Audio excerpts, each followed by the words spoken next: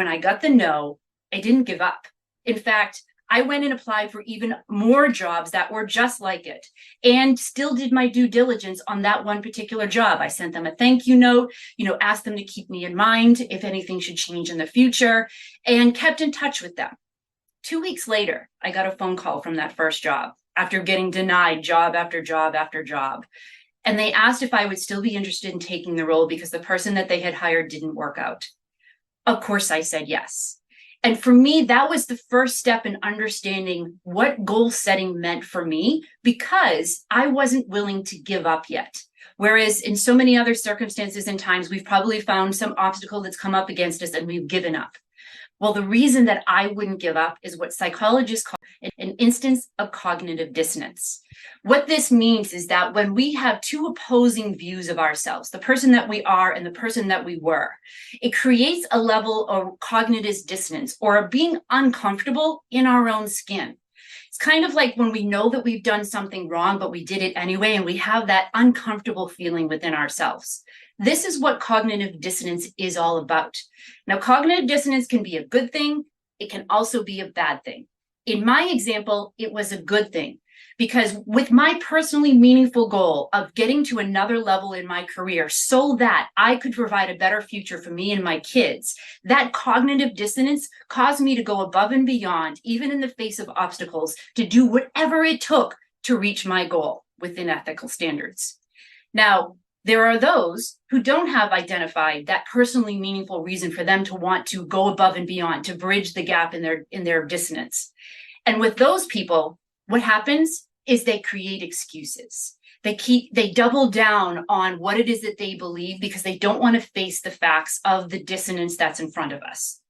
A perfect example of this is if you look at the 2020 election, when our then president absolutely refused to admit that he had lost the election. He was in an instance of cognitive dissonance, and his reaction was to double down on what he believed to be true, even though it wasn't. So this is why when we dig into our personally meaningful goals is important, because when we come up against those obstacles or that dissonance of how things actually are, those goals will cause us to dig deeper and do whatever it takes to reach our goals, rather than make excuses of why it's so hard out there. Nobody wants to buy right now.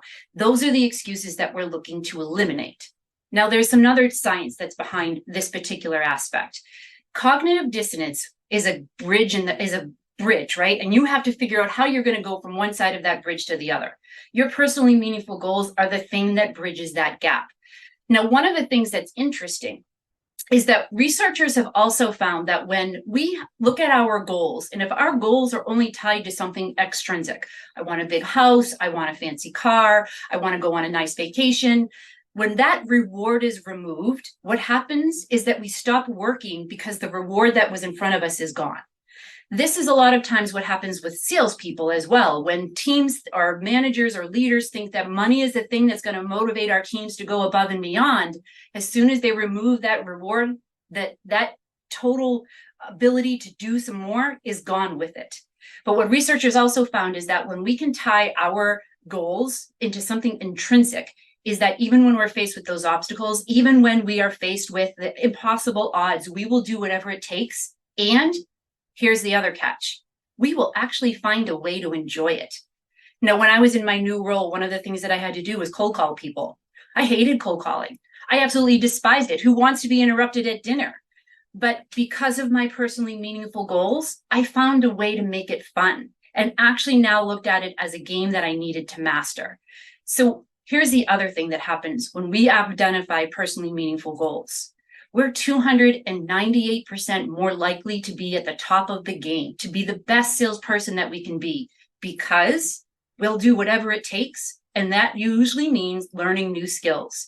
The data from 2.3 million sales professionals shows that those who have personally meaningful goals using the process that we're going to describe in just a moment have 32% more skills than those who don't have personally meaningful goals. They actually have 24% less skills because they're making excuses. They're doubling down on what they've always done before because that's what they're comfortable with. But that's not going to be us.